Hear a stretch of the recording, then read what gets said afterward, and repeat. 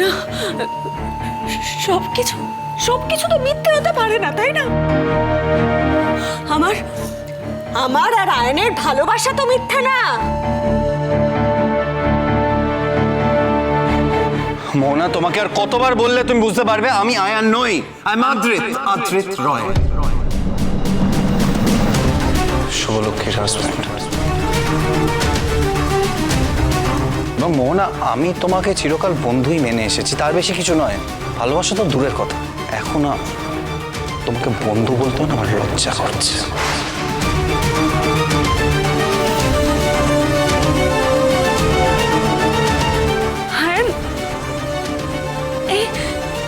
এত বড় কথাটা তুমি আমায় বলতে পারলে?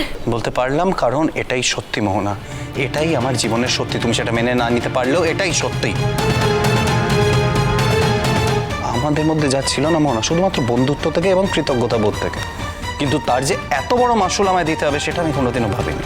একজন এমন মানুষ যার জন্য আমার আর শুভর সম্পর্ক খারাপ হয়ে গেছে, এই বাড়ির প্রত্যেকটা মানুষকে সাফার করতে হয়েছে, তার সঙ্গে আমার কোনো বন্ধুত্ব থাকতে পারে না।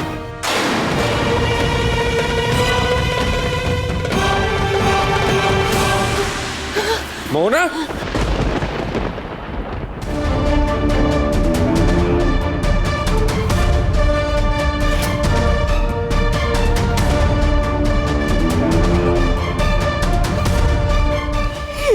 কি সর্বনাশের খেলা! তোর বোনটা যে শেষ হয়ে যাচ্ছে রে আকাশ।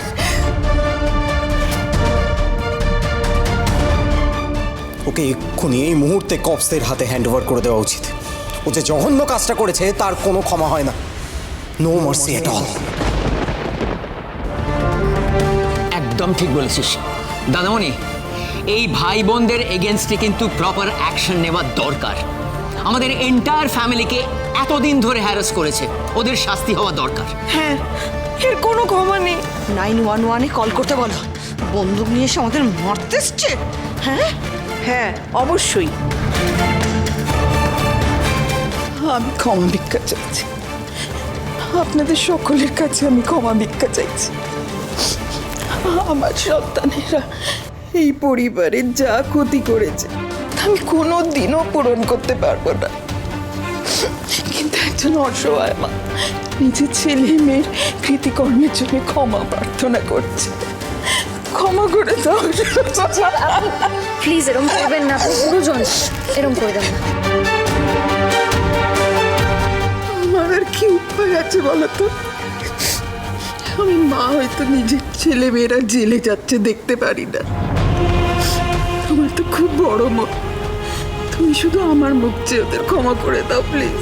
প্লিজ শুভ, ওদেরকে একদম ক্ষমা করবি না, একদম না। কিসের ক্ষমা? হ্যাঁ, কিসের ক্ষমা? আজকে যদি আমাদের দাদা ভাই বা শুভর কিছু একটা হয়ে যেত, কে সেই দায়িত্ব নিত? কে বলুন?